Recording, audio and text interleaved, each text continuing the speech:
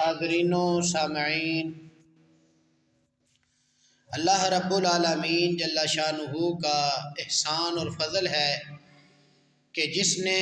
ہمیں زندگی کے اندر جمعۃ المبارک کی بابرکت گھڑیاں عطا فرمائیں۔ دعا ہے کہ اللہ خالق کائنات ان خوبصورت گھڑیوں کو، پیارے لمحات کو صحیح معنوں کے اندر گزارنے کی توفیق عطا فرمائے۔ احباب ذی وقار، اللہ رب العالمین جل شانہ نے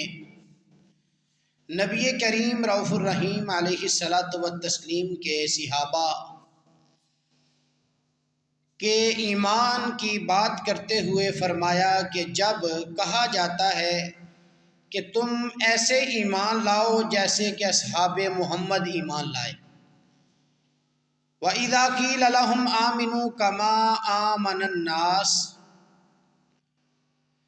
تو پھر جب وہ صحابہ اکرام کی بات سنتے ہیں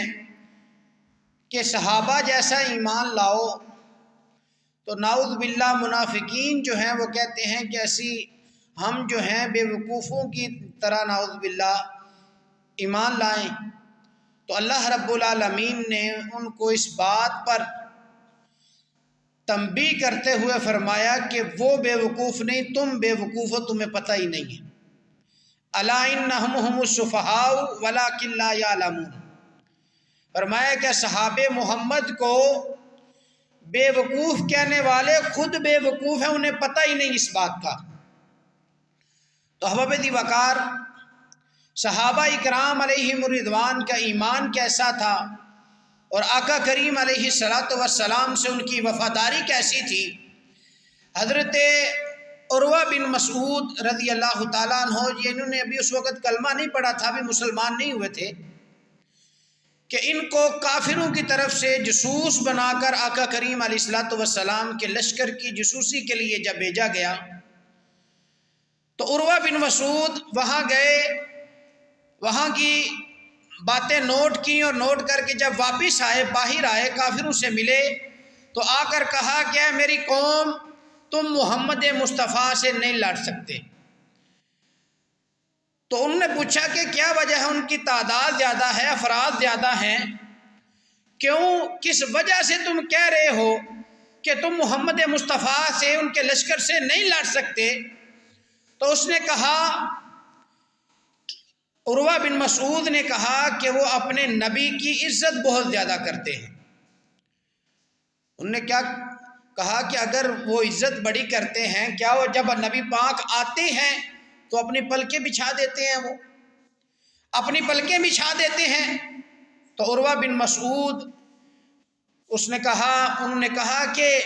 یہ باتیں تو پرانی ہو گئیں کہ کسی آنے پر آنکھیں بچھا دینا، پلکیں بچھا دینا۔ میں نے کیسر و کسریٰ، شاہ نجاشی جو ہے، ان کے درباروں کے اندر رہ کر جاسوسی کی ہے، میں نے اتنی عزت کرتے کسی کو نہیں دیکھا کہ جیسا کہ صحابہ محمد اپنے محمد نبی پاک صلی اللہ علیہ وسلم کی عزت کرتے ہیں۔ انہوں نے کیا کہ بتاؤ تو صحیح وہ کیا کرتے ہیں، کیسے عزت کرتے ہیں؟ تو عروہ بن مسعود کہنے لگے کہ جب میں وہاں گیا، محمد مصطفیٰ کو میں نے وضو کرتے ہوئے دیکھا، ان کے صحابہ ان کے جسم سے لگنے والے پانی کو زمین پر نہیں گرنے دیتے،